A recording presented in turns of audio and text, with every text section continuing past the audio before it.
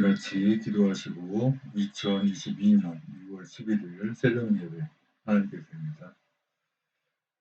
사랑해 주님 감사합니다. 오늘 이렇게 새벽 깨우셔서 주님을 찬송케 하시니 감사합니다. 지금 올려드리는 토요일 새벽 예배 주여 기쁘게 받으시옵소서. 예수님의 이름으로 기도합니다. 아멘. 다 같이 찬송가 191장부터 192장까지 이어서 찬송드립니다.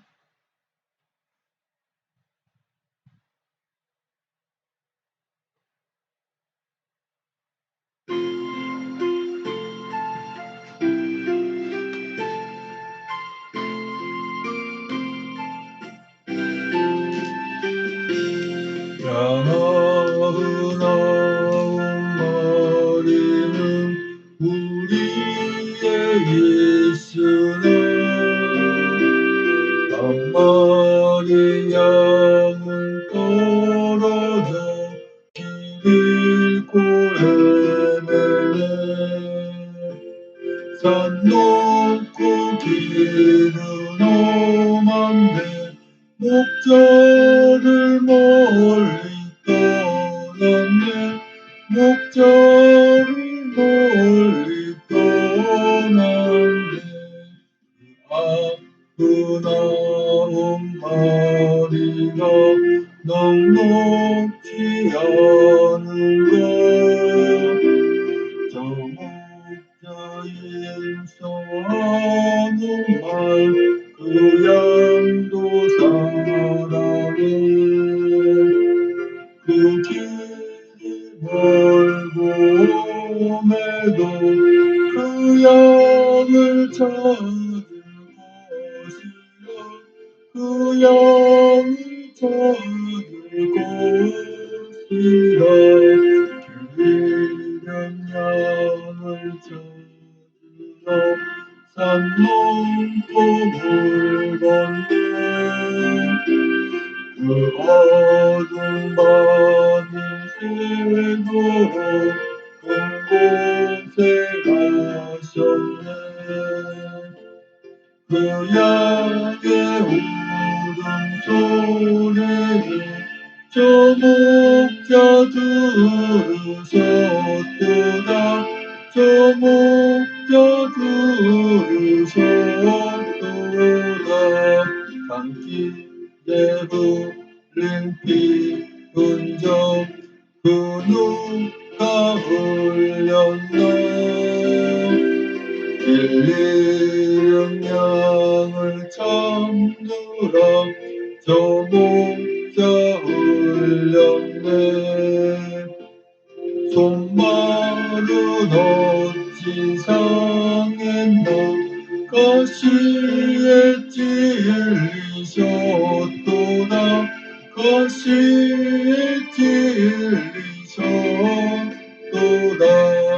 저 목자 기쁨 넘쳐서 큰 소리 외치며 내 잃은 양을 찾았다 다 기뻐하여라 저 천사와 답하는 말 그 양을 찾으셨도다 그 양을 찾으셨도다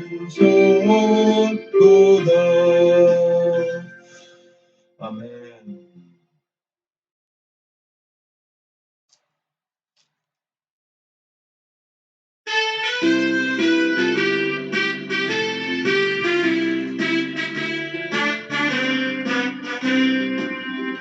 Grande che l'età venuto sulla cappella in Sant'Erengo bonita se a crepelle cotoni cateri tule a catelu puselle tade etateli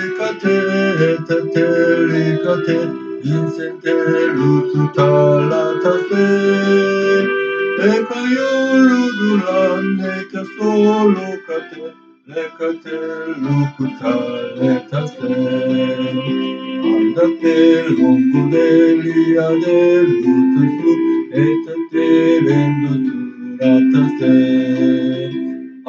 le cadelico solucuse, ande che li cadella tase. Locatele case, indeselindo solutaste. Acasele dalle locutale case, case. Surrende calutata, iteselende colutape. Acasele pateli cadelu, esende la casele cade. La casele cute, icate indeselu cute. Akabelinda ke itakalukute, lakatelikute.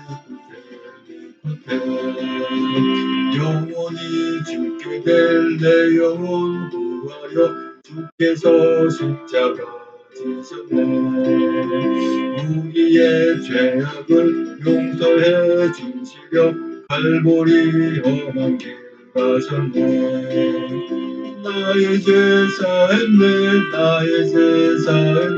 주님이 지신 십자가로 우리 주 예수님 날 대신하시고 죄 없이 십자가 지셨네. 나의 마음 깨끗게 하려고 오신 주 사랑은 한없이 크도다.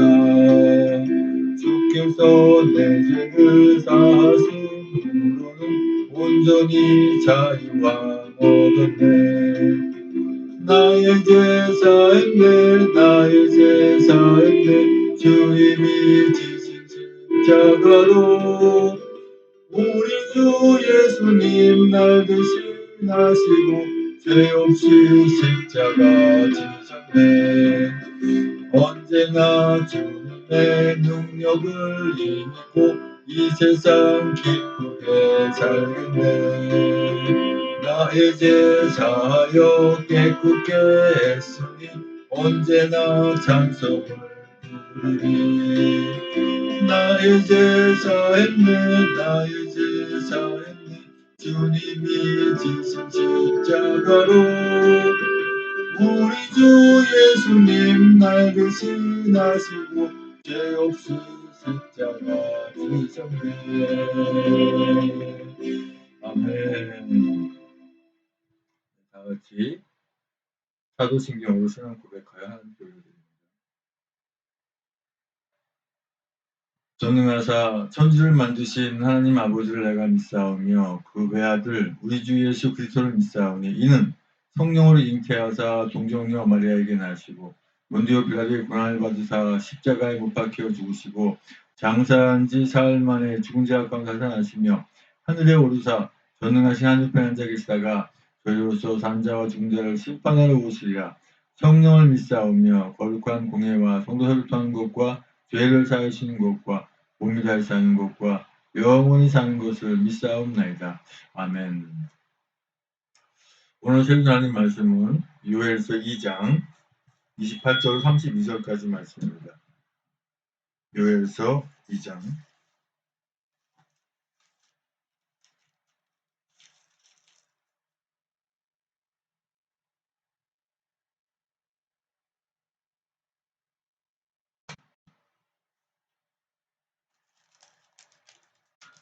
제 성경으로는 구약성경 1272쪽에 있습니다.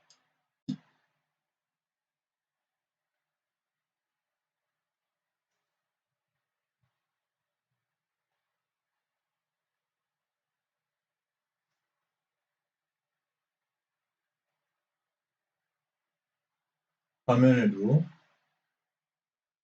나오죠. 말씀과 참목수와 똑같습니다. 28절로 32절까지의 말씀. 시작. 그 후에 내가 내 신을 만민에게 부어주리니 너희 자녀들이 장래일을 말할 것이며 너희 늙은이는 꿈을 꾸며 너희 젊은이는 이상을 볼 것이며 그때 내가 또 내 신으로 남종과 여종에게 부어줄 것이며 내가 이적을 하늘과 땅에 베풀리니 곧 피와 불과 연기 기둥이라. 여호와의 크고 두려운 날이 이르기 전에 해가 어두워지고 달이 핏빛같이 변하려니와 누구든지 여호와의 이름을 부르는 자는 구원을 얻으리니 이는 나 여호와의 말대로 시온산과 예루살렘에서 피할 자가 있을 것이며 남은 자 중에 나 여호와의 부름을 받을 자가 있을 것임이니라. 아멘. 사랑과 은혜가 풍성하신 아버지 하나님 감사합니다. 이 새벽에 하나님의 말씀을 선포하고 전하기 원합니다. 온전히 저 입술을 주장하셔서 진리의 말씀만 개원하고 나는 동시에 성령 충만을 주시고 같이 예배하시는 분들 생방송이든 녹화든 은혜 받는 시간 복된 시간을 붙잡아 주시옵고 말씀 증거하는 저 역시 은혜 받는 시간을 붙잡아 주시옵소서. 예수님의 이름으로 기도합니다. 아멘.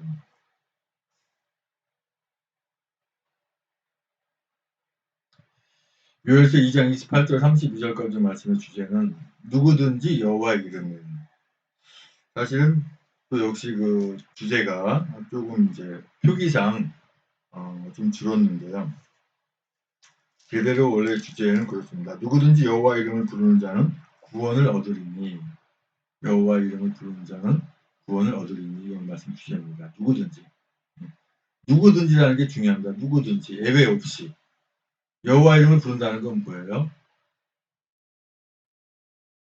하나님이 나를 구원하셨어. 예수님이 그 십자가를 지시고 그 고통을 겪으시고 그 값을 치르고 나를 구원하셨어. 나는 믿음 안에서 여호와 이름을 부르는 거예요. 여호와 이름을 부르는 자는 어떻게? 구원을 얻는다. 구원을 얻는다는 게 뭐예요? 하나님의 나라를 들어갈 수 있다는 것이죠.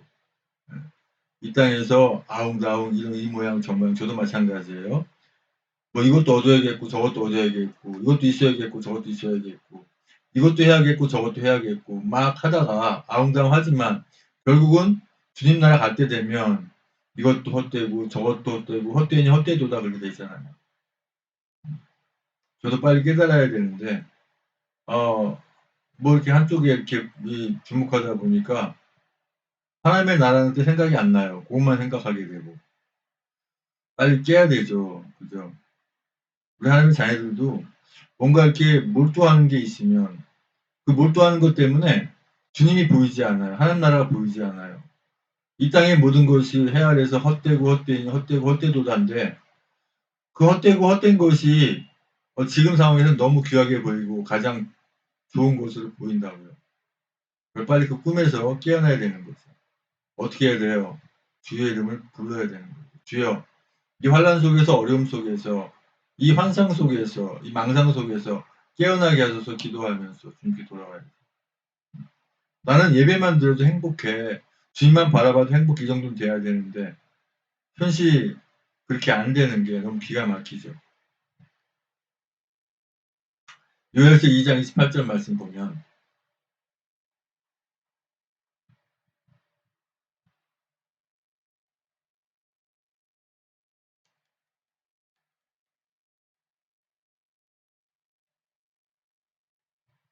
그 후에 내가 내 신을 만민에게 부어주리니 너희 자녀들이 장래를 말할 것이며. 그 후회가 어떤 후일까요? 그 후회. 물론 그 요엘서에서 볼 때는 이스라엘이란 나라가 회복되고 나서라는 개념으로 말씀하시는 부분이지만 중요한 거는 뭐예요? 그 후회라는 부분이 사실 우리에게 직시하시는 말씀이 뭐냐면 주님이 우리를 구원하신 이후에 구원은 원래 천지를 창조할 때부터 예정되어 있는 부분이지만 십자가 지신 후에 내가 내 신을 만민에게 부어주는 여기서 내 신은 뭐예요? 표기는 안 되어 있지만 바로 성령님이거든요. 우리가 삼위일체 하나님 있잖아요. 성부, 성자, 성령 삼위일체 그죠? 그 중에 성령께서 함께 계시리니 이 말씀이에요. 그 성령께서 함께 일러주시니까 너희 자녀들이 장래일을 말할 것이며 성령께서 알려주시는 거죠. 어떤 일을 할 것이며 너희 늙은이는 꿈을 꾸며 성령께서 나이 드신 분들, 그 늙은이라고 표현이 그렇습니다만은 연세 드신 분들에게는 꿈을 꾸게 해주죠. 어떤 꿈을 꾸게 되는 거예요? 이 꿈은요, 과거, 현재, 미래를 아울러서 영혼의 꿈을 꾸는 거예요. 그래서 그 꿈을 꾸면서 환한 미소를 지으면서 하나님 나라를 바라보는 그런 꿈을 꾸게 돼요. 또 너희 젊은이는 이상을 볼 것이며, 역시 마찬가지예요. 사실 자녀들이나 늙은이나 젊은이나 어떤 이상, 어떤 꿈, 어떤 장래이래요? 하나님의 나라예요. 우리 하나님의 자녀들이 바라는 건 하나님의 나라, 그거 말고 또 뭐가 필요할까요? 하나님의 나라예요. 뭐 이 땅에 사는 동안에 정말 기가 막히고 엄청나게 좋은 어떤 집을 꿈꿀 겁니까? 아니면 뭐 직장에서 최고 어떤 직책을 꿈을 꾸겠습니까? 아니면 어떤 꿈을 꿀까요? 저 같은 싱글이면 돌싱이라고 그러나요? 그러면 어떤 여인을 바라보면서 이상을 생각할까요? 꿈을 생각할까요? 뭐라고요? 헛되고 헛되니 헛되고 헛되도다.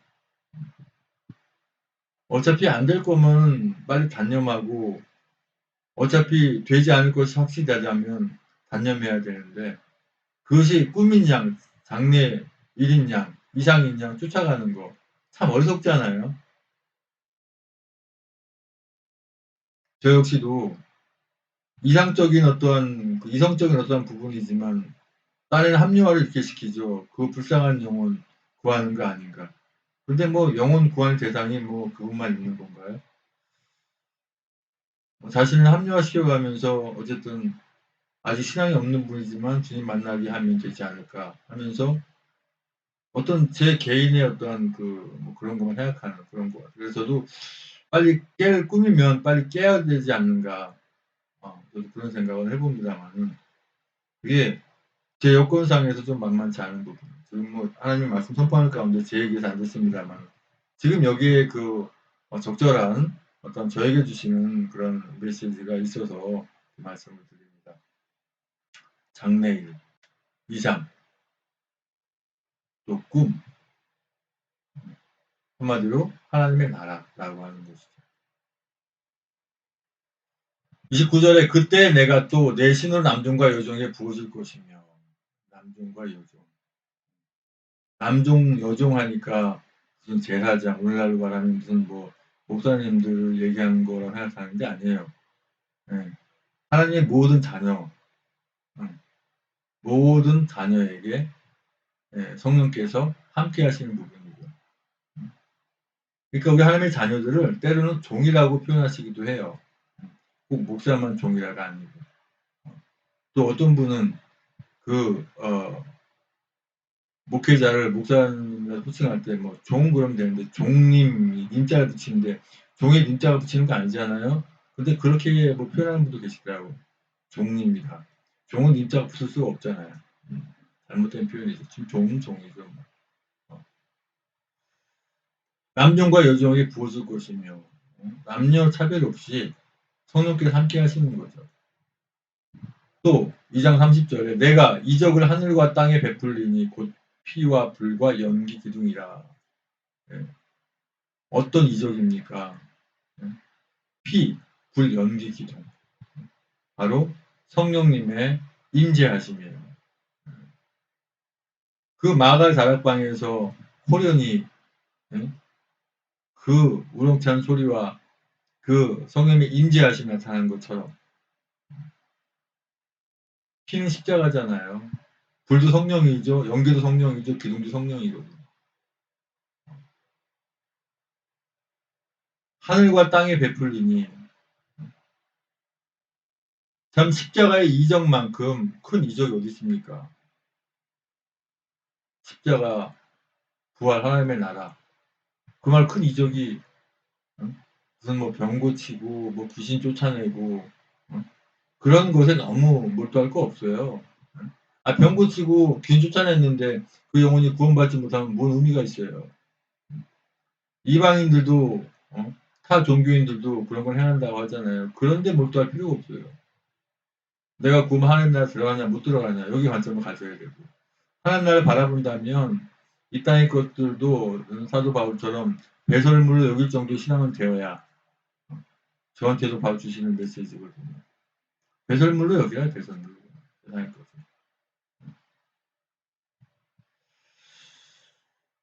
여호와의 크고 두려운 날이 이르기 전에 해가 어두워지고 달이 핏빛같이 변하려니와. 사실 모든 그 구약 성경에서는 이 땅에 오실 예수 그리스도에 대한 예언의 말씀이거든요. 사실은 다. 뭐 다윗이 나오고 뭐 유엘이 나오고 뭐 모세가 나오고 뭐 누가 나온다 하더라도 결과적으로 이 땅에 오실 예수 그리스도를 이렇게 말씀하기 위한 그러한 과정들이라는 거죠. 두려운 날이 어떤 날입니까? 여호와의 크고 두려운 날. 심판의 날이잖아요. 우리 하나님의 자녀들 하나님의 나라로 입성하는 날이고 예수 그리스도를 믿지 않는 사람들은 어떻게 돼요? 다 저 지옥의 불구덩이에 떨어지는 날. 두려운 날이죠, 그들에게는.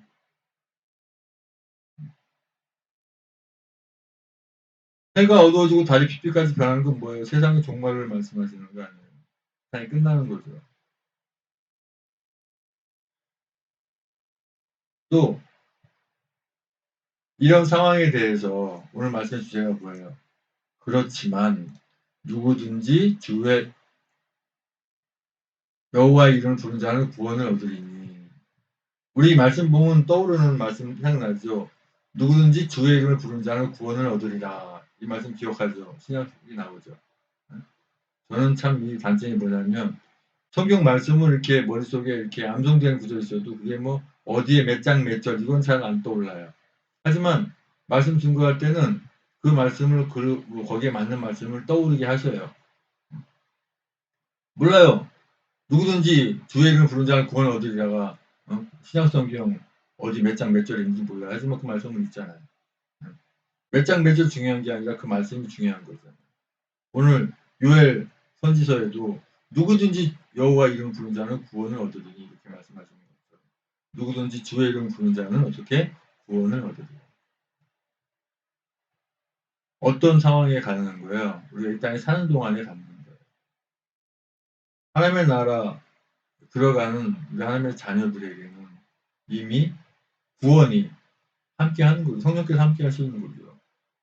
그러니까 어떻게 보면 구원이라는 그 단어에 이렇게 가로 열고 어떤 그 해설을 단다면 성령께서 함께하는 분, 구원자, 구원받은 자, 성령께서 함께해야만이 우리가 예배도 되는 거고 또 설교도 되는 거예요. 또 찬송도 되는 거고 기도도 되는 거고 또 주님 기뻐하시는 그런 삶을 우리의 그 어떤 행동 그 지침들을 해나갈 수가 있는 것이죠. 그래서 구원 가로 열고 성령께서 함께 하심. 그러니까 성령께서 함께 하시기 위해서는 우리가 예배를 등에서도 안 되고 기도를 게을리해서도 안 되고 찬송 부르는 것을 싫어해서도 안 되고 안 되고가 아니라 그런 생각을 안 하게 되는 거예요. 왠지 모르게 찬송이 부르기 싫어. 교회도 가기 싫고. 사실 저도요. 보통 이제 예배하기 위해서 제가 보통 한 2시 정도 일어납니다. 그러면 어떤 때는 아이고 오늘은 하지 말고 그냥 잘까? 아니 피곤한데 뭐 쉬지 뭐. 이렇게 막 저 힘들게 해요. 그럼 거기 속아버리면 어떻게 돼요? 새벽 예배 방금 못 드리는 거예요. 그런 걸 물리쳐야 되는 거예요. 누구든지 여호와 이름을 부르는 자는 구원을 얻으리니 이는 나 여호와의 말대로 시온산과 예루살렘에서 피할 자가 있을 것이며 남은 자 중에 나 여호와의 부름을 받을 자가 있을 것임이니라. 이렇게 말씀하세요. 시온산과 예루살렘에서 피할 자가 있을 것이요 남은 자 중에서 나 여호와의 부름을 받을 자가 있을 것입니다. 하나님의 나라에 들어갈 분들이 계시고 하나님 나라에 못 들어가는 자들이 있다고 하는 거예요. 분명히 나뉘어지거든요. 그럼 내가 어디에 남아야 되는 건가요? 하나님 나라에 들어갈 수 있는 그런 곳을 남는 자가 돼야지. 응? 남겨지고 최종 끝에 너는 도저히 안 되겠어 가 하면서 지옥의 나라로 떨어진다면. 근데 우리 하나님의 자녀들은요. 그 심판대에 서는 게 아니에요. 바로 휴거되는, 하나님 나라 바로 입증하는 거죠. 예수 그리스도를 믿지 않는 자들이 심판을 받는 거예요. 아니 그들은 무조건 너 예수 믿지 않았어, 그러니까 너 무조건 지옥에, 이게 아니라 왜 지옥 가게 되는지를 심판하고 법적인 예수 재판 법정에 쓰듯이, 예, 죄를 졌으니까 법정에 서서 재판을 받듯이 예수 믿지 않았으니까 그것이 바로 큰 죄라는 것을, 왜 하나님 나라 못 들어가는 것을 알게 하고 지옥 가는 것을 말씀하십니다. 그러니까 우리 하나님의 자녀들은 심판대에 서는 게 아니죠. 하나님의 나라를 바로 입성하는 부분입니다. 우리가 주님의 나라가 분명히 있다고 하는 거, 하나님이 살아 계시다고 하는 거, 우리가 증거해서 그 심판대에 그 쓸 사람들을 최대한 적게 우리는 해야 되거든요. 하나도 없으면 얼마나 좋겠어요. 근데 그거는 모르겠습니다만 쉽지 않은 부분이고, 한 영혼이라도 더 주님 만나게 하는, 나만 구원받았으니 됐지 뭐 이게 아니라, 구원받지 못한 분들을 볼 때 불쌍히 국리적에서 어쨌든 간에 저들도 주님 만나야 되는데 하면서 나에게 어떤 전도하라는 어떤 감동을 받으면 그것을 행해서 누구든지 주의 이름을 부르는 자는 구원을 얻으리라 라고 하는 증거를 할 수 있는 저와 우리 모든 하나님의 자녀분들 되기를 우리 주 예수 그리스도 축복하고 축원드립니다. 아버지 하나님 감사합니다. 누구든지 여호와 이름은 주의 이름을 부르는 자는 구원을 얻으리라 하는 이 확실한 말씀 속에서 우리가 행동하고 살아가고 전하고 증거하게 인도하여 주시옵소서. 예수님의 이름으로 기도합니다. 아멘.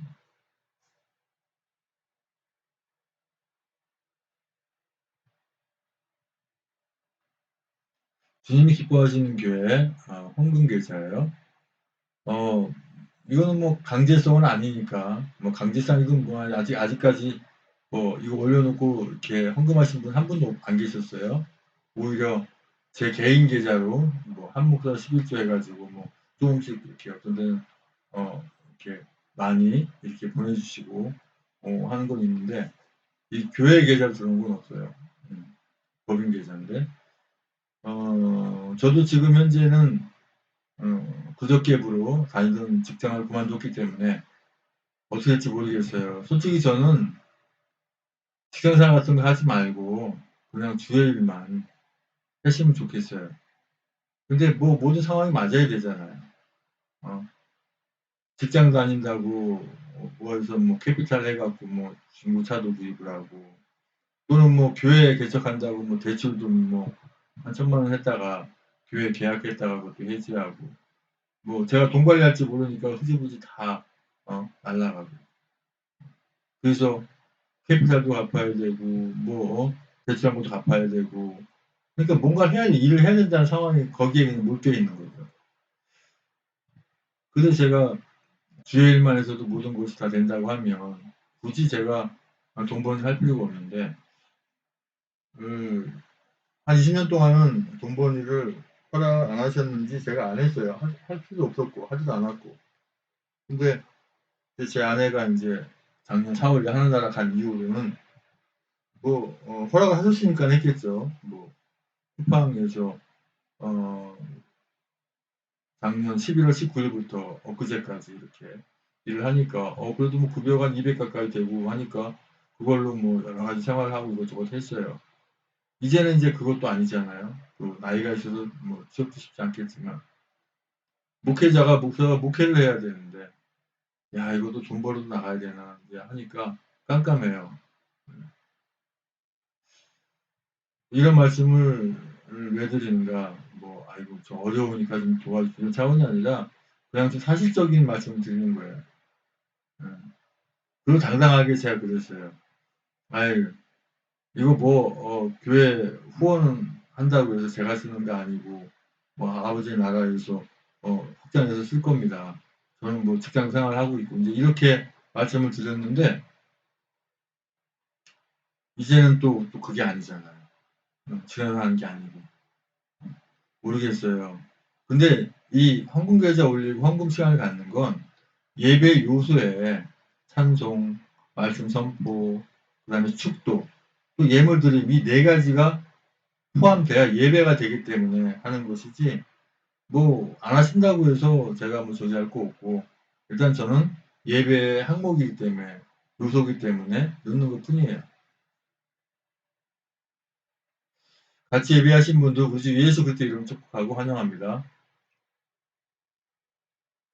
드린 예물수 기도하고 축도로 오늘 새벽 예배를 마치겠습니다. 아버지 하나님 감사합니다. 아버지, 누구든지 주의 이름을 부르는 자는 구원을 얻으리라 하시는 말씀처럼, 누구든지 라고 하는 부분을 생각할 때 누구에게든지 우리가 주님 전하고 증거해서 누구든지 주님을 만날 수 있도록 전하고 증거할 수 있는 저희들에게 인도하여 주시옵소서. 아버지, 또 이렇게 주님 앞에 드리는 예물이십니다.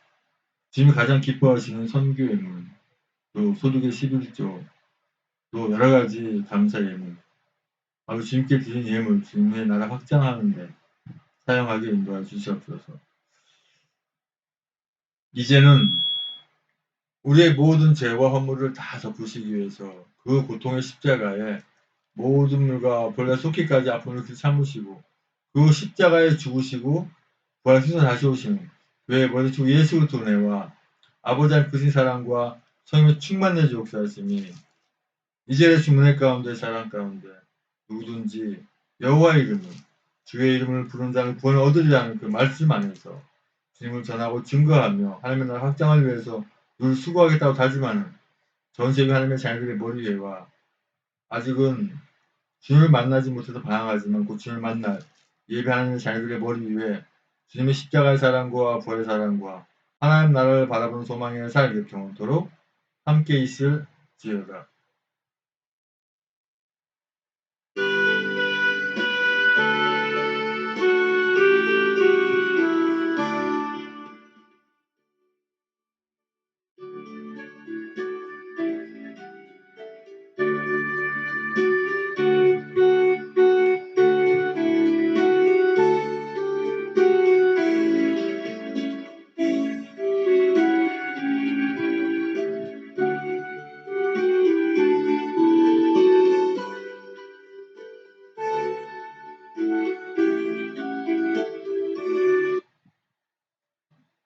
축도가 끝나면 예배가 이제 끝났고요. 전에는 직장 생활할 때는 또 직장에서 뭐 쫓겨날까봐 뭐 이 시국적인 얘기도 못하고 뭐 우리공화당 얘기도 못했는데 지금은 뭐 당당하니까 자유를 먹으니까 역시 저는 우리공화당 홈페이지 들어갑니다. 음,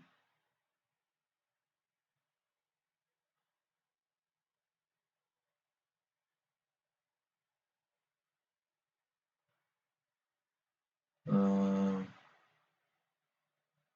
우리공화당 홈페이지가 잘 활용돼야 되는데 특별한 내용은 없는 것 같아요. 그냥 그대로 뭐 공지사항 한번 보면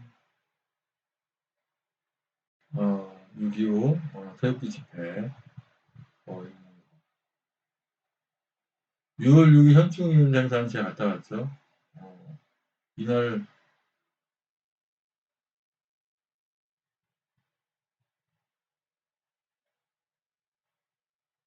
쉬는 날이라서 당연히 갔다 왔고요. 어떤 때는 결근하고 간 날도 있었고요. 뭐 특별한 저기 할 때. 이제는 뭐 자유의 몸이니까 뭐,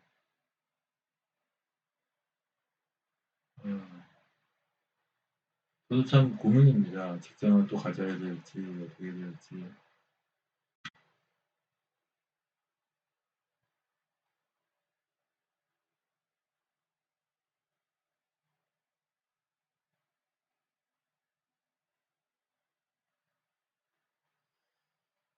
음,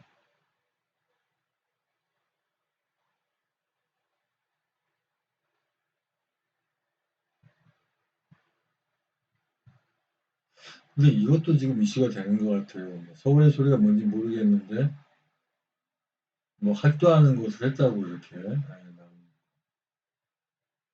음,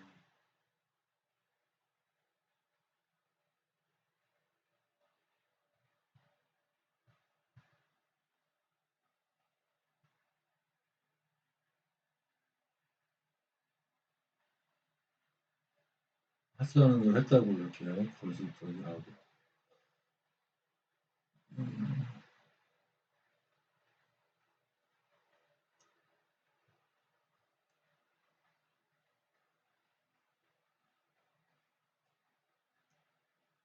그래서 안 그래도 그 카페에 들어가야 볼 게 많아요. 놀이공화장 공식 카페.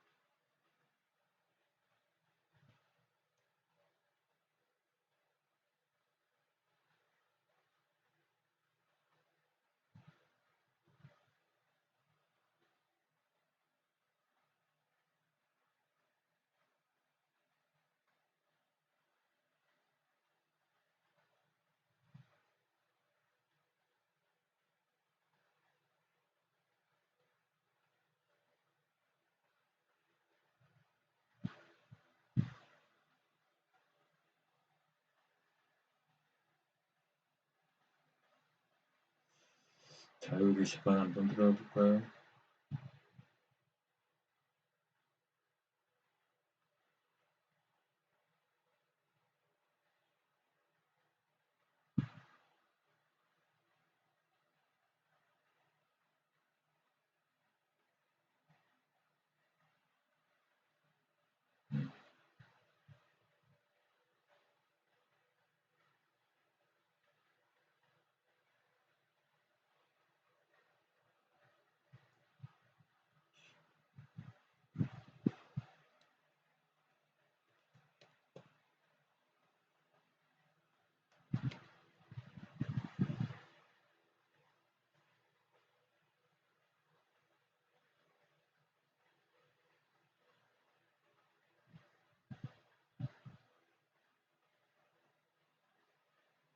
조그맣게 이렇게 짧게 짧은 시간씩 이렇게 해놓은 거 한번 봐볼까요?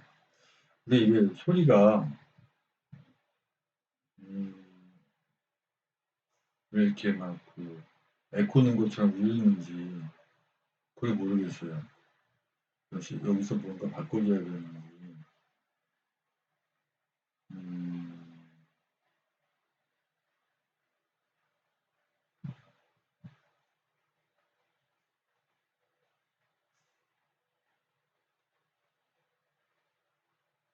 굉장히 복잡해가지고 뭐가 뭔지 모르겠어요.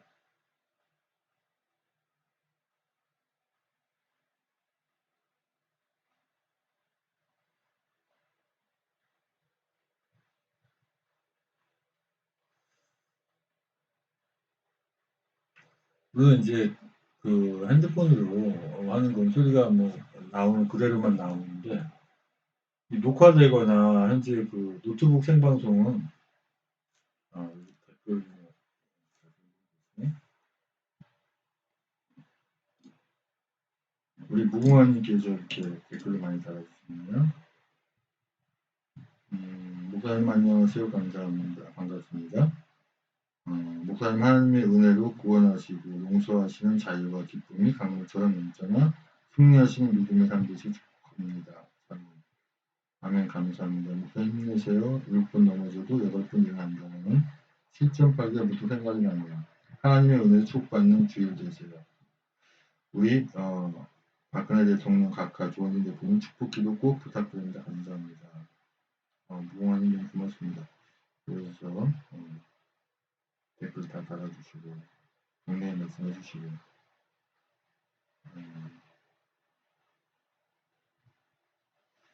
지금 물론 그 페이스북이라든가 유튜브 두 개 채널 이렇게 방송을 하고 있는데 댓글 예배 가운데 댓글 잘 못 보거든요. 끝나고 이렇게 한번 요거 한번 쭉 보겠습니다. 소리가 울리면 별로 안 울리면 그 노트북 녹화나 또는 이제 노트북 생방송보다도 그 한상 그죠 주님이 기뻐하시는 교회 유튜브 또는 페이스북을 보게 되면 울리지 않는 소리를 볼 수가 있어요. 지금은 어쩔 수가 없어서 방법을 모르니까. 힘의 균형이 무너지는 겁니다. 네. 그래서 경제 강국은요, 군사 강국에 의미가 없습니다. 그래서 이걸 어떻게 풀어갈 거냐. 강대강이라는 것은 전략핵을 도입하는 거고, 네. 또 그렇지 않으면 문재인 정권 같이 대화를 통해서 갈 거냐. 이게 노선을 정확하게 가야 돼요. 이게 어정쩡하게 가면은 갈수록 또 시간 벌기로 가는 거예요. 그 다음 또 8차 핵실험이 나오고, 그때는 핵 보유국 선언을 해버린다고요. 아마 7차 핵실험 이후에 핵 보유국 선언을 할 거예요. 그때 우리 정부의 대응이 제일 중요하겠네요. 그게 이제 네. 대한민국이 어제 제가 그 전체적으로 했던 그 내용, 그것을 이제 쪼개놓은 거네요. 그 뉴스킹인가 거기 방송했던 거. 그것을 이제 쪼개놓은 거네요. 맞네요.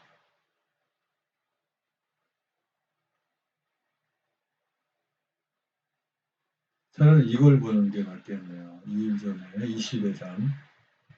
북한이 지난 5일 전례 없는 탄도미사일 8발을 동시 발사했습니다. 미국 무성 프라이스 이거를 전체 화면으로 좀 전환해서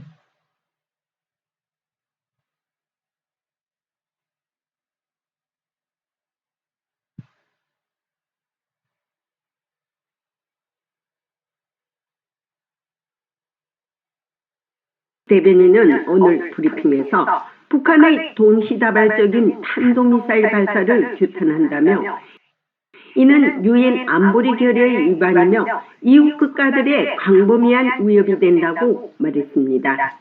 또한 중국이 북한 미사일 발사에 대해 대화를 하지 않는 미국의 책임론을 제기한 데 대한 본 기자의 질문에 프라이스 대변인은 미국의 정책은 대화를 추구하고 북한과의 교류를 모색하는 것이었다며 대화 부족, 참여 부족에 대해 우리에게 책임을 전가하는 국가는 정보가 부족하거나 거짓을 퍼뜨리고 있다고 말하면서 사실상 중국에 대한 책임론을 반박했습니다.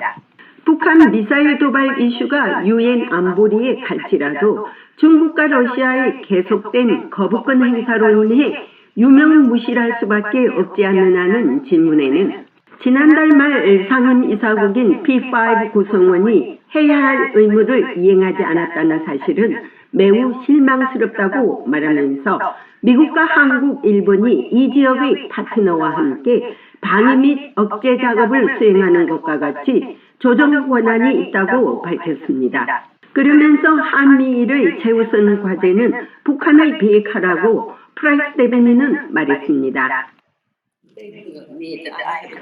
북한과 중국에 관한 질문입니다. 북한이 어제 8발의 탄도미사일을 발사했습니다. 미국은 북한의 미사일 발사에 대해 즉각적으로 어떤 조치를 취했습니까?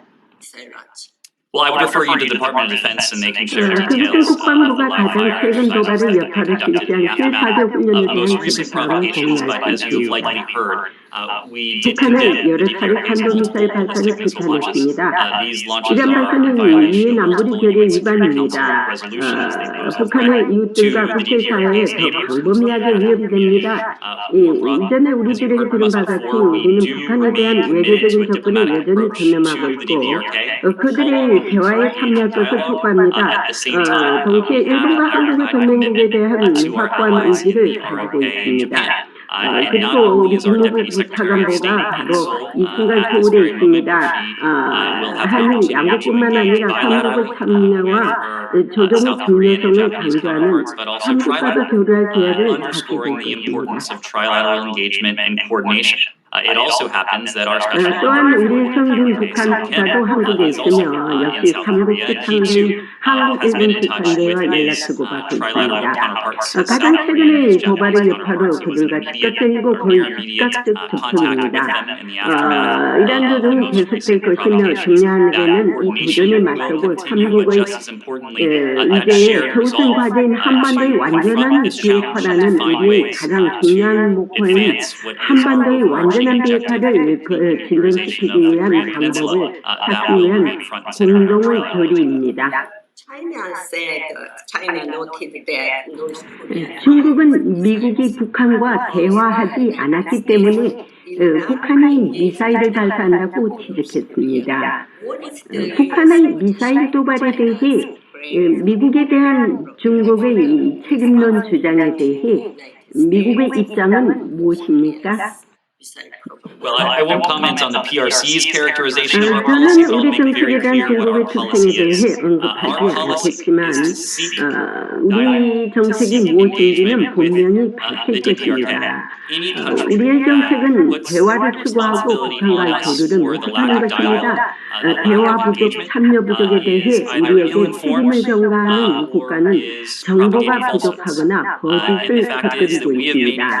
그리고 사실은 우리가 이승 정부의 초창기부터 지금까지 수개월 동안 외교와 대화가 우리 공동 목표, 즉 포괄적인 정책에서 나온 공통 목표를 증진하는 가장 효과적인 수단이라고 믿는다는 점을 분명히 했고요. 우리가 작년에 실시한 검토에서 우리의 목표, 즉 우리가 현재 삼국 동맹국과 공유하는 목표는 북한의 완전한 비핵화입니다. 우리는 우리가 일관되게 제안한 외교와 대화를 통해 가장 효과적으로 이를 달성할 수 있다고 믿습니다. 우리는 북한 정권에 대해 어떠한 적대적 의도도 갖고 있지 않고요. 공개적으로나 비공개적으로 분명히 말했습니다. 오히려 우리가 그 외교와 대화에 참여할 수 있다면 훨씬 더 좋을 것입니다. 그러나 이 문제는 유엔 안전보장이사의 결의안으로 넘어갑니다.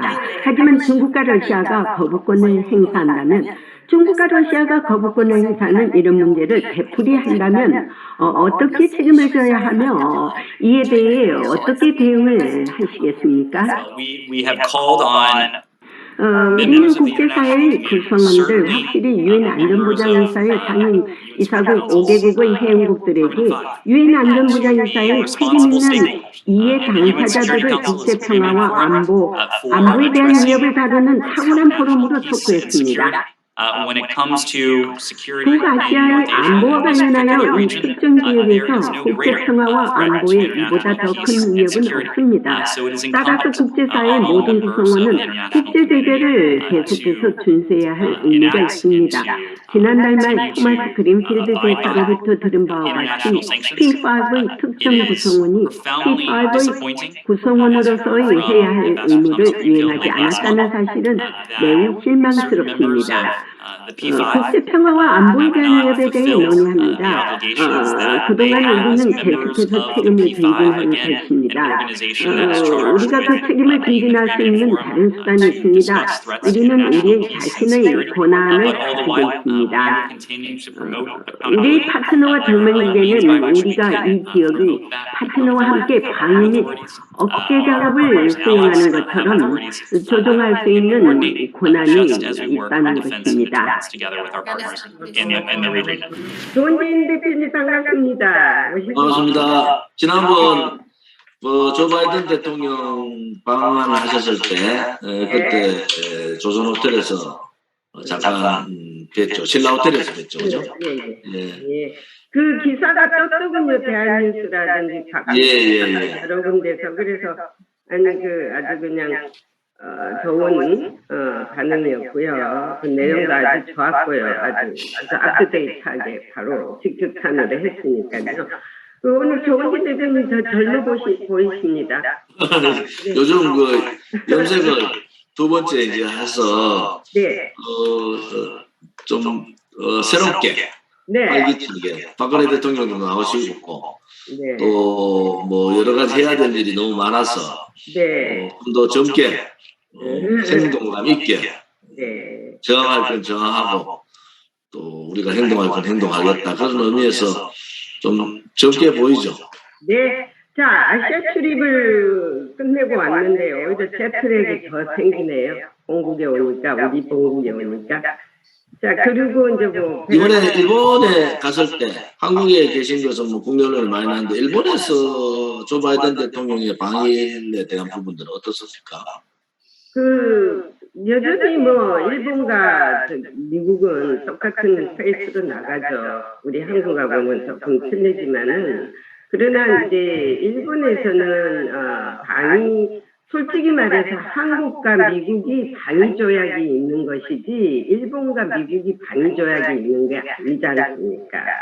왜냐하면은 일본과 미국보다 오히려 한국과 미국의 중요성을 굉장히 간지하고 있어요. 그래서 이제 예를 들어서 핵을 이제 배치를 한다고 합시다. 한국과 미국의 이제 전술 핵 배치라든지. 자, 그러면 한국은 상당히 안전한 곳이에요.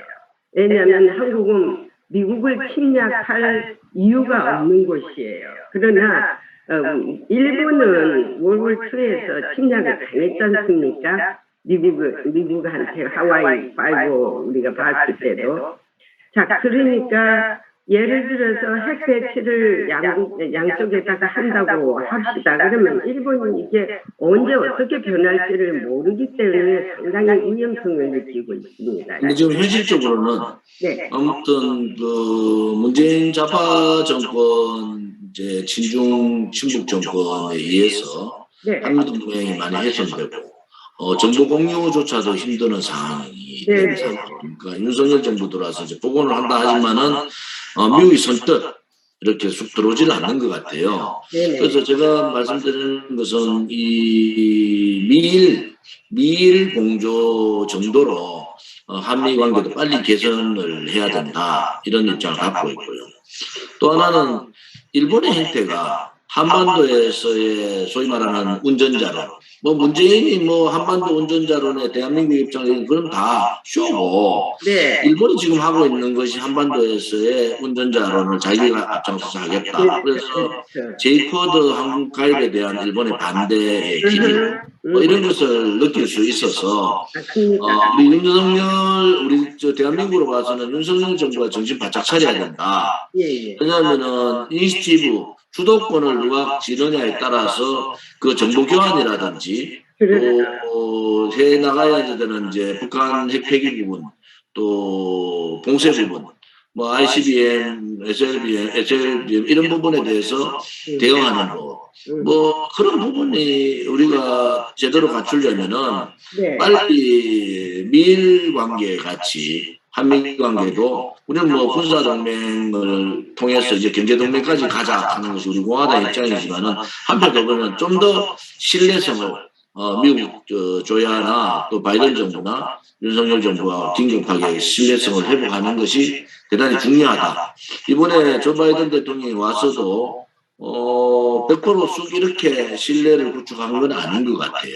그래서 그런 부분에 있어서는 새로운 정부가 미국과의 관계 개선에 좀 더 심도 있게 외교 채널 혹은 안보 채널을 통해서 문재인 정권 때 평화쇼 또 안보 외교 채널 다 무너졌듯이 그것을 다시 빠른 시간 내에 신뢰를 바탕으로 한 부분이 필요하다. 저는 그렇게 봅니다. 잘 보셨습니다. 왜냐면은 일본은 한국은 솔직히 말해서 상당히 한미 관계를 느긋하게 생각을 하고 있어요. 뭐 그렇게 뭐 전격적으로 안 해도 그냥 한미 관계는 이렇게 돈독하고 흘러가고 있다라고 하지만은 일본으로 봐서는 옛날에 전저가 있거든요. 2차 대전 때 미국을 침략을 했기 때문에 이거를 만회하기 위해서는 자기들이 한국보다 더 3배의 노력을 해야 된다는 것이 당연하거든요. 그러니까 우리가 봐서는 상당히 아부성의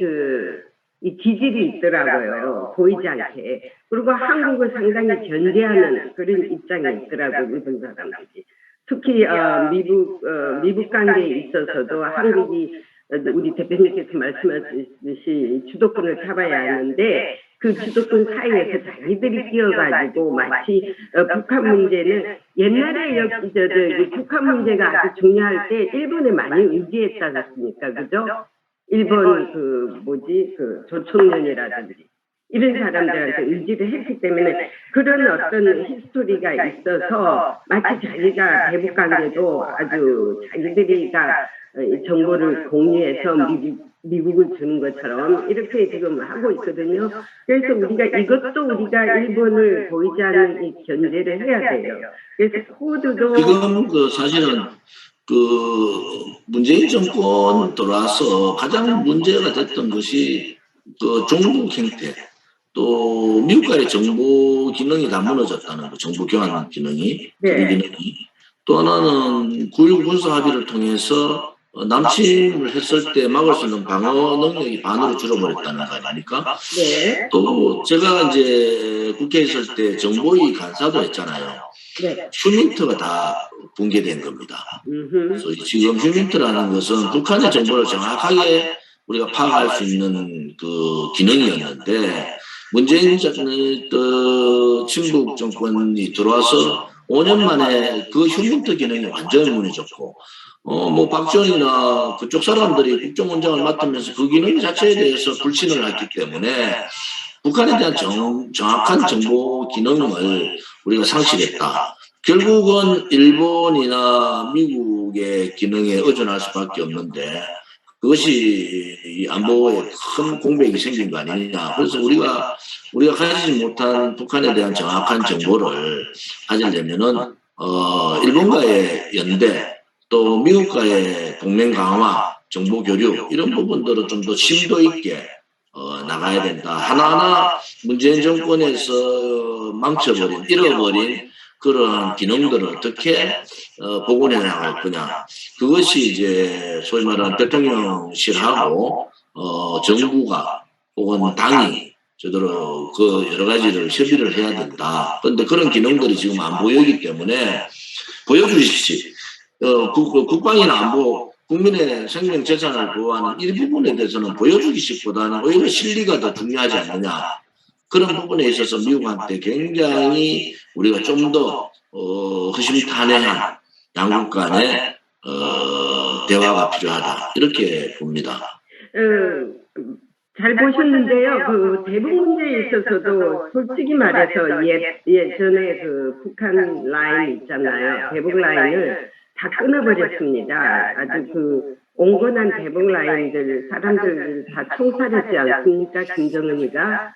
이것도 뭐냐면은 이 리스트를 다 한국에서 줬다고 그러네요.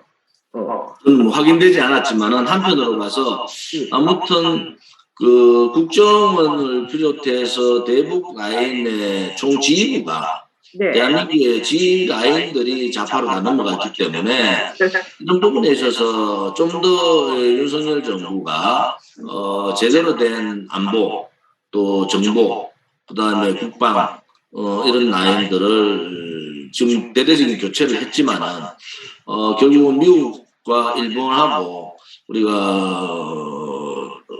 여러 가지 대화를 통해서 뭐 고위급 대화 그다음에 그 실무자급 대화 등등 많은 대화를 통해서 복원을 빨리 해야 돼요.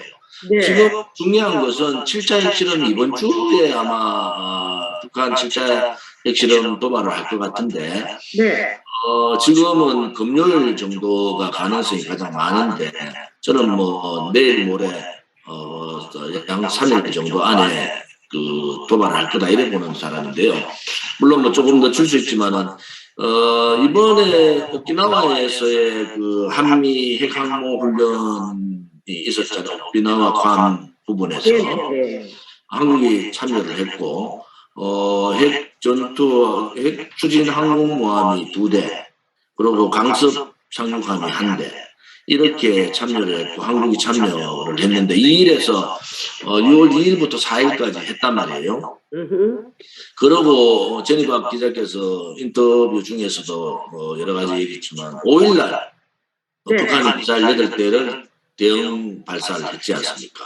예. 핵항모 훈련에 대한 또 한국이 그 훈련에 참여를 했고 네. 또 그 훈련에 대해서 북한이 8대 미사일 발사를 하고 한국이 또 대응으로 8대 미사일을 발사했어요. 그거는 평양을 겨냥해서 한 거고 평양 외에 핵기지 북한의 핵 병창기지에 대한 부분들을 이제 타겟을 해가지고 발사를 했고 또 어제는 전투기 스텔스 기능을 갖고 있는 전투기 20대가 시위를 했습니다. 그것은 한편으로 보면은 북한의 핵실험이 이제 초읽기에 들어갔다 이렇게 보거든요. 그래서 북한의 핵실험, 7차 핵실험을 했을 경우에 저는 윤석열 정부의 대단한 위기다 이렇게 보고 외교안보 부분에서 그렇죠. 북한이 7차 핵실험을 할 경우에 이제 핵실험 이전과 7차 핵실험 이전과 7차 핵실험 이후에 관계는 대단히 달라진다. 그래서 이런 부분들을 이제 한 달 정도 된 윤석열 정부가 제대로 준비를 하는가. 외교안보 라인들이 제가 걱정을 하는 것이 대부분 다 비둘기파들이 외교안보 라인을 장악을 하고 있어요. 과연 7차 핵실험에 대한 부분들을 어떻게 대처하느냐에 따라서 대한민국의 이 안보 부분, 국방 부분, 외교 부분에 큰 변화가 있을 수밖에 없다. 제가 박근혜 대통령 당선 시절에 그때 3차 핵실험을 할 건가 안 할 건가에 대해서 특사로 갔다 온 적이 있어요. 그때 다른 사람들은 뭐 다 안 한다는 쪽이었고 저는 3차 핵실험을 한다는 쪽이었는데 결국은 했잖아요. 그래서 북한은 자기 길을 갈 것 같아요. 7차 핵실험을 할 것 같은데 그 이후에 한미의 어떤 대응 또 유엔 안보리를 통한 유엔 제재 또 한미일 삼국 연대 혹은 자유우방 국가들의 대응 뭐 이런 부분들이 대단히 예민한데 지금 우크라이나하고 러시아가 전쟁을 하고 있고 우크라이나 전쟁에서 러시아의 잘못된 부분들은 많이 전 세계 국민들이 분노하고 있는데 7차 핵실험이 초읽기에 들어간 이 상황에서 국민의힘의 대표라는 당대표라는 사람 이준석이라는 사람이 배낭여행 가듯이 우크라이나에 갔어요. 바로 핵실험 되면은 안보리에 올라갈 거고 안보리에 올라가면은 러시아의 거부권이 진행이 될 텐데 중국의 거부권이 있어서 중국은 뭐 어쨌든 간에 지금 미중 간에 여러 가지 갈등 문제가 있고 그런데 러시아가 거부권을 행사할 수 있는 빌미를 줄 가능성이 대단히 높다. 이준석의 우크라이나 방문 그것도 집권당 당대표인데 뭐 러시아로 봐서는 집권당 당대표가 윤석열 정부 대통령하고 협의 안 하고 갔다고 상상이나 하겠어요? 그런 나라는 전 세계에 없잖아요. 그런데 그렇게 해버렸단 말이에요. 그래서 정치인 한 사람이 이 긴박한 7차 핵실험 미사일을 8발 쏘고 7차 핵실험하고 하는 징후가 보이고 또 미 항공모함이 그 과학목기나 부분에서 2박 3일 동안 2일에서 4일 동안 핵항모 정략 훈련을 하고 말이죠. 이러한 긴박한 안보 상황에 우크라이나 가는 그 행위는 도대체 생뚱맞아도 나라를 위해서 국민을 위해서 제대로 이준석이가 정신을 차리고 있느냐. 저는 그런 부분에서 굉장히 분노하는 사람이에요. 미국도 그 의원들이 가끔 그렇게 가거든요, 나들이를. 근데 이제 한국 입장은 조금 틀린 입장이죠. 자, 그러면 조금 전에 이준석 당대표는요, 국가 서열로 8인가 그렇다고. 그 다음에 대통령이 되고 난 다음에 한 달 만에 당대표가 전쟁터를 갔잖아요. 그리고 북한 핵실험이 오늘 내일 하는 시점에서 도대체 대한민국을 위해서 대한민국 국민의 안전이나 생명 보장을 위해서 무슨 역할을 하러 갔느냐. 한마디로 생뚱맞은 짓을 한 거예요. 그리고 아시다시피 그 북한이 핵실험을 하더라도 중국은 절대 유엔 제재를 반대하겠다고 그랬거든요. 제가 유튜브에 올린 그걸 이제 보십시오. 어저께 그 국무성에서 그 논쟁이 일어났느냐 제가 질문을 해서 유엔에 가져가봤자 이 이슈를 또 나온 거예요. 상임 있다고 5개국에서 중국과 러시아가 그냥 그거 나면 끝난 거예요. 그래서 이에 대해서 상당히 지금도 똑같은 이슈들이 계속 올라와도 이게 상정이 되지 않고 있는데 이걸 어떻게 하느냐 제가 따지고 물었습니다. 아시다시피. 그러면 이제 미국이 어떤 권한과 수단이 있다고 봐요. 어떤 획기적인 그걸 우리가 좀 기대를 하고 있는데 그냥 있지는 않을 거예요. 최진범 기자께서 백악관 대변인 그 이름이 뭐죠? 공무성 대변인 제가 공무성 대변인인가요? 예, 리드 프라이스 대변인하고 이제 그 인터뷰한 내용이 조금 전에 이제 방송을 통해서 나왔는데 저는 지금 이제 7차 핵실험에 대한 부분들을 우리가 고민을 지금 하고 굉장히 위기의 상황을 우리가 해야 되는데 첫째는 새 정부가 대북 정책을 어떻게 가져갈 거냐 또 한미 혹은 자유일방 혹은 한중 이 관계 정립을 어떻게 가져갈 거냐가 이제 대두가 될 거예요. 두 번째는 중국이 봉쇄에서 이제 빠져버렸단 말이에요. 북한의 제재 수단이 거의 없다.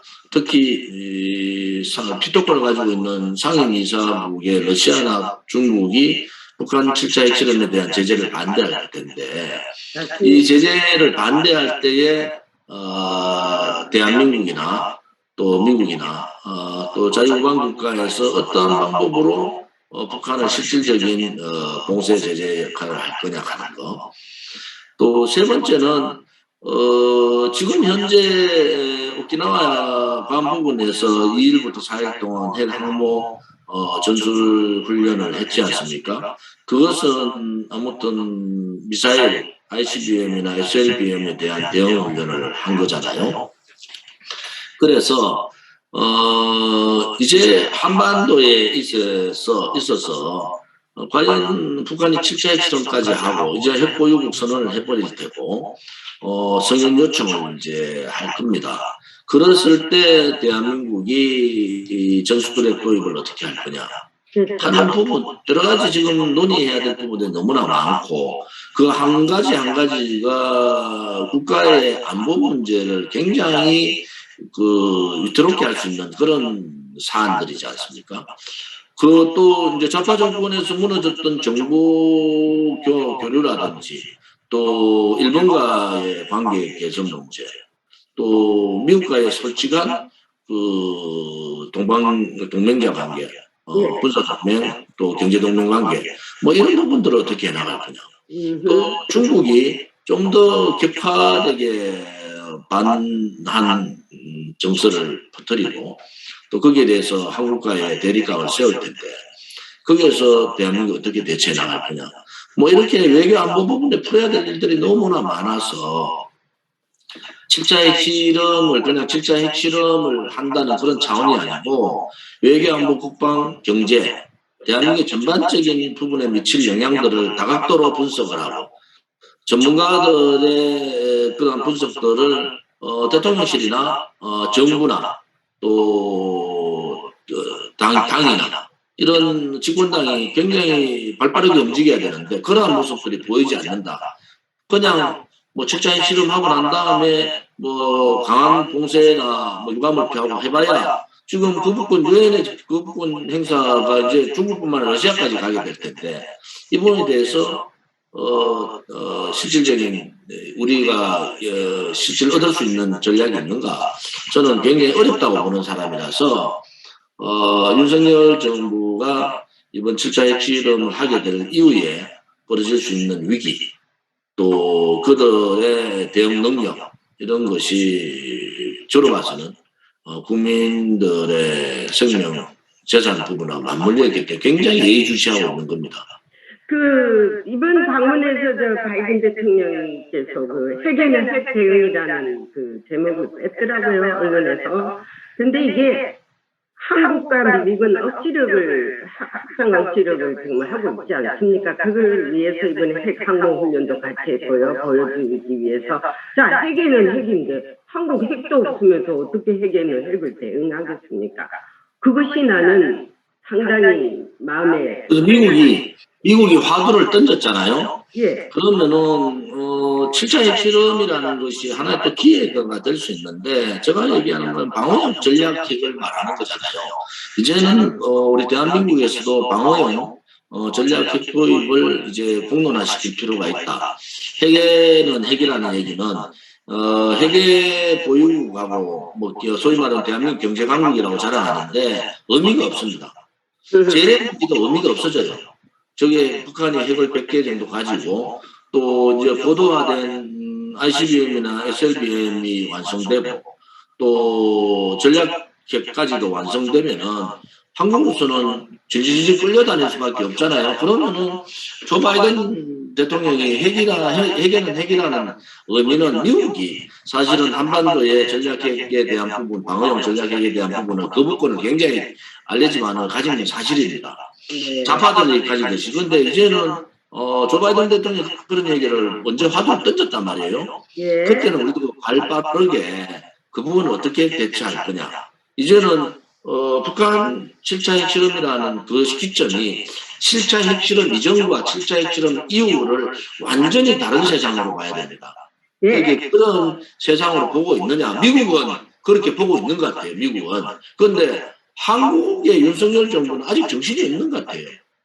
자, 이제는요, 경제는 중국, 안보는 미국, 이 양다리 놓을 때가 아닙니다. 그거 안 됩니다. 그거는 뭐 어차피 뭐 과감하게 지금 중국의 눈치를 볼 때가 아니에요. 과감하게 사드도 더 배치해놓고 또 패트리도 해놓고 지금 군비 경쟁이 아주 심화되고 있지 않습니까? 일본도 지금 국방비를 두세 배 올린다고 하고 있고요. 자, 그렇게 보면은 지금 유엔에서도 할 수 있는 것들이 제가 볼 때 아무것도 없어요. 괜히 유엔이란 조직만 있지 똑같은 원론적인 얘기만 하고 있습니다. 그게 내가 안타까워서 이제 국무성 대변인한테 역으로 펀치를 넣고 그러고 있는데요. 자, 외교 안보 동맹에서 이제 경제 안보 동맹까지 갔지 않습니까? 이거는 뭐를 의미하냐면은 이번에 바이든 대통령이 한국 방문에서도 IPEF를 하면서 경제 동맹을 확실하게 주입시키고 갔지 않습니까? 자, 이제는 경제 동맹까지도 미국과를 해야 된다는 거 아닙니까? 주변국들이 인도패시픽 플러스 아시아 여러 나라들이. 자, 그러면 중국에서 이렇게 빠진 모든 텐션을 미국으로 오라는 것이거든요. 자, 그러면은 강력한 대응이 필요하는데 윤석열 정부가 지금 강력한 대응을 한다고 하고 있습니다. 그런데 이제 어디까지 갈지는 지켜봐야 되겠고요. 그리고 이제 앞으로는 이 좌파 정권의 관료들이 제발 라디오나 TV 방송에 나와서 헛소리 좀 안 했으면 좋겠어요. 정세현 통일부 장관이라는 그 사람은요, 도대체 북한 김정은이 대변인이에요. 제가 김정은 대변인 맞습니다. 들어보니까 이거는 무슨 말을 하냐면은 강력하게 조치를 한다면은 내년에 북한이 전쟁을 일으킨대요. 그거를 겁을 내가지고 강력하게 하지 않겠다고 그 대화쇼하고 평화쇼 해가지고 지금까지 북한이 그 핵을 가질 수 있는 여지를 줬지 않습니까? 그 다 책임이 자기들이한테 책임이 있는데 강력한 대응도 못하게 하고 군사훈련도 못하게 하고 억지력도 못하게 하고 그 뭐하는 짓거리입니까? 결국은 북한 김정은 세력들을 이렇게 한 거죠. 저는 뭐 그것은 반역행위라고 저는 보는 사람이고, 결국은 김대중 대통령 때 뭐 핵 절대 안 만든다고 국민한테 얘기했는데 핵 다 만들어 놓고 그다음에 김대중 대통령 책임단지고 돌아가셨잖아요. 그다음에 노무현 대통령 북한 뭐 김정일 만나가 대변인 역할 한다고 그랬어요. 그 주변 사람들이 뭐라 그랬습니까? 북한이 핵을 가진 데 대해서 우리가 뭐 나쁠 게 뭐 있느냐? 통일되면 우리 그 핵이 우리 핵 된다. 이거 하는 사람들이고, 문재인 대통령 돌아가지고 좌파 정권에서 친중, 친북, 종북 행동을 대놓고 했잖아요. 그 다음에 군사합의나 4.27 판문점 선언을 통해가지고 이 방어기능까지도 무력화시키고, 국민들을 가초평화쇼로 뭐 이렇게 만들어버렸는데, 좌파 정권의 이 잘못된 이 북한에 대한 인식, 이것이 지금 7차 핵실험을 하는 그런 상황을 만들었고, 북한이 7차의 핵실험을 하면요, 문재인 정권 5년의 이 친북 친중 행각들은 완전히 실패입니다. 그 다음에 좌파 정권이 지금까지 대북 정책, 핵핵 정책도 실패다. 결국은 그 피해는 대한민국 국민들만 불안하게 만들었기 때문에 이 부분에 대한 책임은 반드시 물어야 되는 겁니다. 지금 문재인 정권이 들어와서 7차 핵실험하고 그 다음에 SLBM 만드는 시간 주고, 또 핵실험의 고도와 정밀화 시간을 벌어주는 것밖에 더 있습니까? 그것들이 이룬 게 뭐가 있어요? 그렇게 국내 정치에 북한 남북 평화쇼를 가지고 와서 국내 정치에 영향을 줬고, 저는 이제 국민들께서도 이런 부분에 있어서는 명확하게 얘기를 해야 된다. 월남이나 우크라이나 한번 보세요. 똑같은 케이스입니다.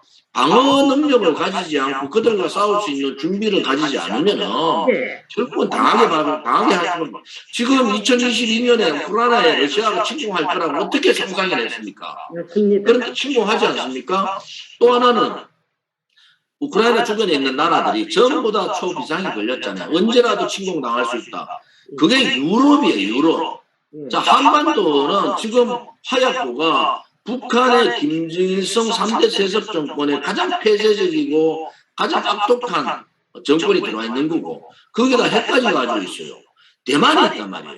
네. 자, 여기에서 과연 우리가 살아남을 수 있는 것은 최대한의 핵 억제력, 또 북한의 폐기, 혹은 폐기가 안 되더라도 우리가 스스로 방어할 수 있는 전략핵 보유, 이런 것들이 필요하다. 이제는 더 이상 좌파들한테 속았어요. 하루아침에 나라가 무너질 수 있다는 것을 저는 느끼고 있거든요. 아니, 전 세계에서 러시아가 우크라이나를 침공할 거라고 어떻게 봤습니까? 맞습니다. 그것이 남의 나라가 아니다. 결국은 좌파들한테 속아서 국민들이 그 좌파들의 말을 잘못 평화쇼에 속아서 그 결과는요.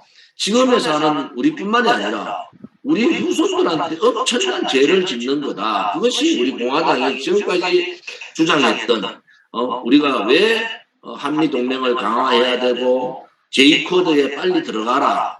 일본이 견제하더라도 미국하고 대화해서 우리가 제이코드 들어가겠다 하면 일본이 끝까지 견제는 못할 거예요. 반대는. 맞습니다. 그리고 제이코드에 빨리 들어가겠다고 선언을 하고 뭐 여러 가지 조치를 해야 되지 않습니까? 지금은 중국 눈치 보고 중국도 지금 미국 눈치 보고 있고, 그런데 우리가 중국 눈치를 볼 게 어디 있습니까?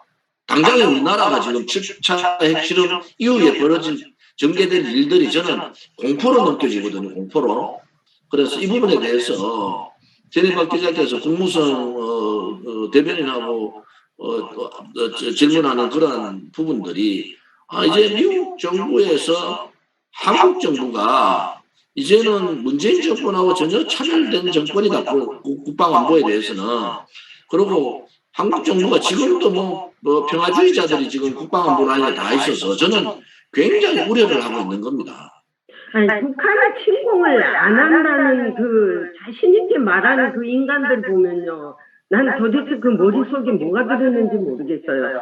자기네들이 북한을 어떻게 한다고, 김정은이 마음을 어떻게 한다고. 그래서 그 북한의 그 침공이라는 것은 조금 전에 우리 대표님께서 말했듯이 러시아가 상상이라도 했습니까? 우크라이나를 침공하겠다는 것을.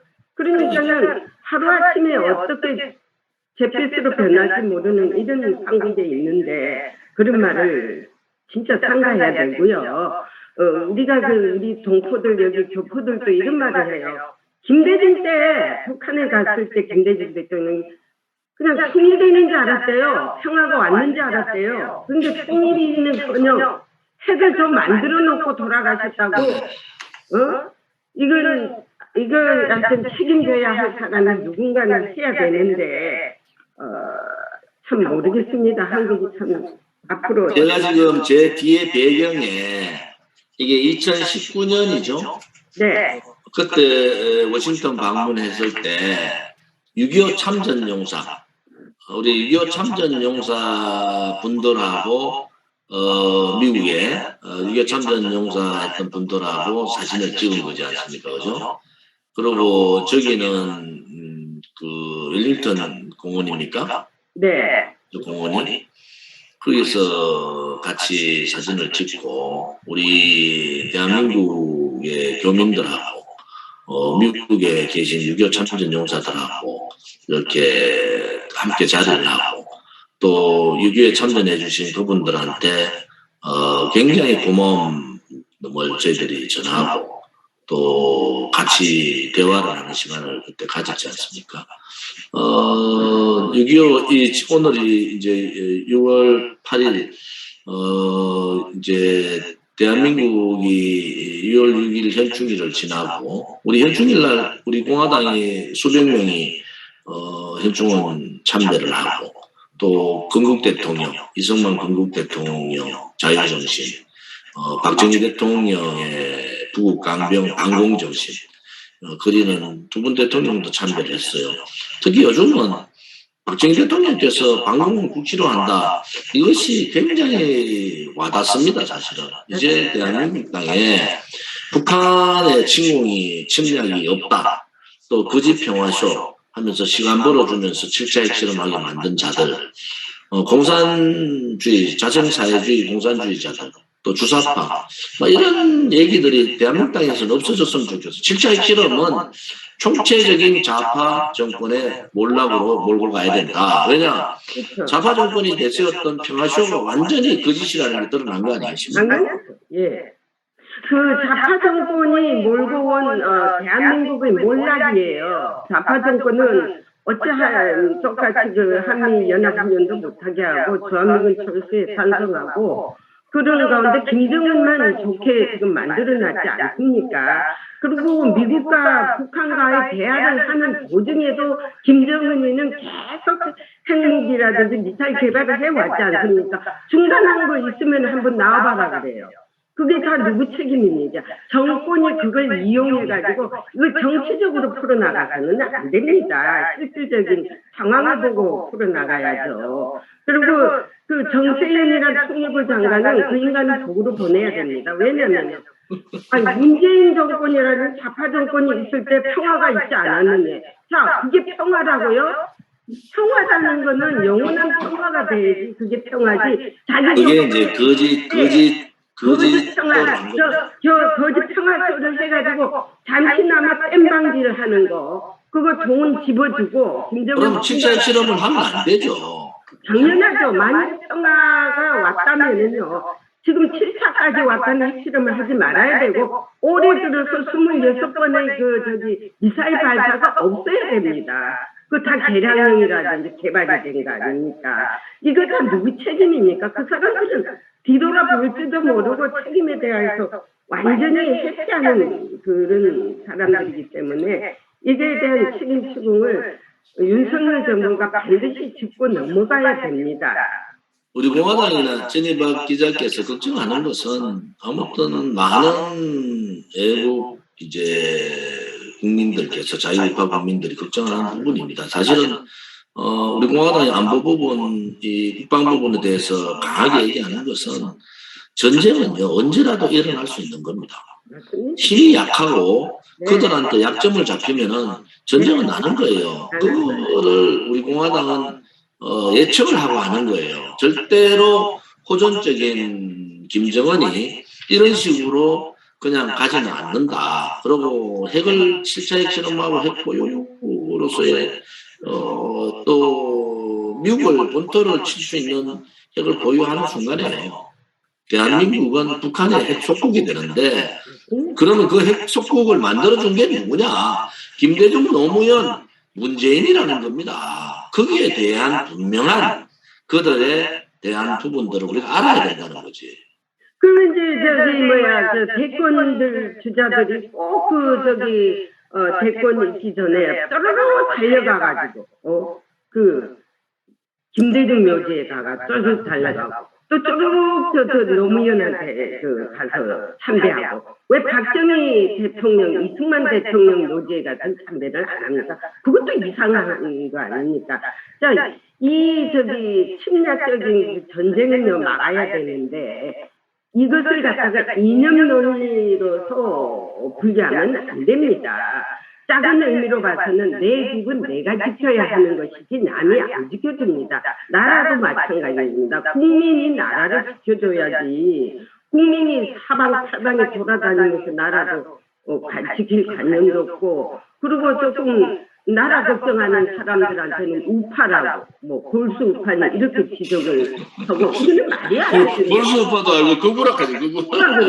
자, 그런데 결국은 우리 공화당이 어려운 겁니다. 아니, 그나마도 이런 입김들이 곳곳에 있기 때문에 나라가 유지되고 있다는 것을 알아야 합니다. 미국에도 그 패트리어트를 그래가지고 애국자에 대한 상당히 우대가 있거든요. 그럼 미국이 지금 긴박하게 돌아가고 있습니다. 왜냐하면 내가 이 상황을 보니까 지금 한국의 그 국무성 부차관보도 가가 있죠. 웬디 설먼.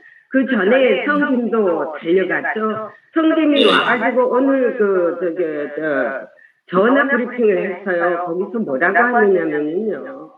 아주 그 중국이 그나마도 지금 중국과 미국이 패권 경쟁을 하고 있지만은 서로 같이 합의해서 해야 될 상황들은 서로 같이 협력하기도 했는데 이것이 상당히 그 틀어질 것 같은 느낌을 주더라고요. 왜냐하면 지금 북한편을 들고 있지 않습니까? 유엔 제재에서만 아마도 좀 북한을 그거 할 줄 알았는데 상당히 미국 책임론을 지금 주장하고 있지 않습니까? 그걸 또 우리 국무성 대변인은 상당히 반발해서 말했지 않습니까? 거짓 선전 퍼뜨리지 말라고. 이번 상당히 심각하게 얘기했더라고요. 그 우리 국무성 대변인이 제가 묻는 말에. 그래서 이게 지금 이 안보 문제가 이게 괜히 뜬구름 잡듯이 문재인 정권에 한 것처럼 대화로 풀어나간다. 대화로 풀어나가가 될 일이 하나도 없지 않습니까? 그래서 셜런이 다른 말을 했더라고요. 이번에 핵실험이 끝나면은 우리는 추가 제재 플러스 방위적 차원에서 대응하겠다는 것이 뭡니까? 군사적 행동을 하겠다는 거 아닙니까? 그래서 여러 가지 특색 항목 준비도 했고 이랬기 때문에 북한이 이 상황을 단단히 인지하고 북한도 지금 자제를 해야 됩니다. 이런 상황에서는요. 그리고 이제 한반도의 위기에 대해서 우리가 조금 전에 말씀했듯이 그 좌파 정권이 책임을 단단히 져야 됩니다. 쓸데없는 평화쇼는 이제 하지 말아야 되겠고요. 실질적인 대응 차원에서 나가야 될 것입니다. 잘 알겠습니다. 오늘 특히 이제 6월 달이 호국 보훈의 달이거든요. 뒤에 배경에도 나옵니다만은 아무튼 우리 국민들께서 좌파 문재인 정권의 5년의 평화쇼의 실상을 이번에 7차 핵실험을 통해서 제대로 아셔야 된다. 그다음에 북한의 7차 핵실험 도발은 7차 핵실험 이전과 7차 핵실험은 완전히 다르다. 핵실험 이후는 완전히 다르다. 거기에 대한 다각적인 우리 공화당에서도 여러 가지 안보 전문가들하고의 토론을 통해서 이런 부분에 대한 여러 가지 사항들을 좀 점검해 나가겠습니다. 아무튼 워싱턴에서 최일선에서 미국 정부의 백악관, 국무성, 국방, 펜타곤, 국방성 이런 부분에 대해서 하고 계신 데 대해서 감사를 드리고요. 많은 정보들이 서로 오갈 수 있도록 그렇게 하겠습니다. 우리가 이제 다음 주 수요일 다시 뵙도록 그렇게 하겠습니다. 네, 감사합니다. 오늘 좋은 말씀 참 감사하고요. 열심히 노력합시다. 예, 자, 안녕히 계십시오. 예.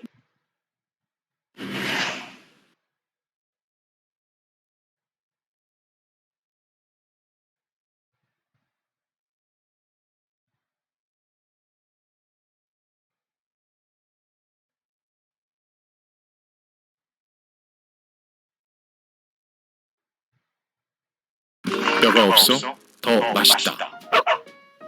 더 리얼 로우.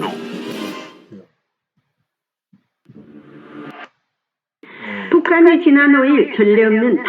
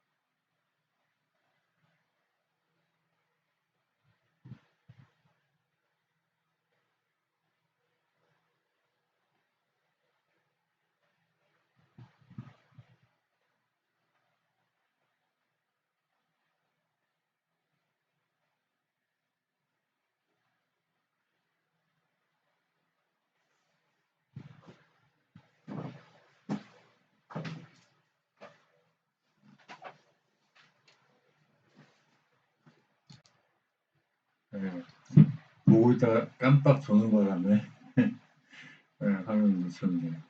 이제 교회 소식 마무리하고 합심해서 이제 기도하겠습니다. 언제나 주님을 닮아간 성도님 되시기를 우리 주 예수 그리스도로 축복하고 축원드립니다. 자유대한민국의 정치와 경제와 민심이 안정되어 주시고 기도해 주세요. 2022년도에도 세명차게 총력을 다하시기 바랍니다. 시흥신학교 교사를 위해서 기도해 주시고 학교부 성경학교 및 대학교부를 세우도록 기도해 주세요. 새벽 예배 방송은 매주 월요일부터 토요일까지 새벽 5시에 방송되고요. 수요예배 방송은 생방송은 저녁 7시, 금요일에 생방송은 저녁 9시, 주일 저녁 생방송은 저녁 7시. 특별한 사정이 있어서 못할 때는 페이스북에 공지를 하겠습니다. 이제 합심해서 기도하겠습니다.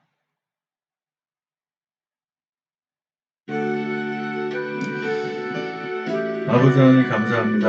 아버지, 우리가 주님 은혜 가운데 사랑 가운데 주님이 함께 하시는 그런 믿음 안에서 항상 승리하게 인도해 주시옵고 구원받은 하나님의 자녀로서 삶을 사는 것이 얼마나 복된 삶인지를 항상 체험하고 살게 인도해 주시옵소서. 오늘도 기쁨의 날, 감사의 날, 복된 날 되게 인도해 주시옵소서.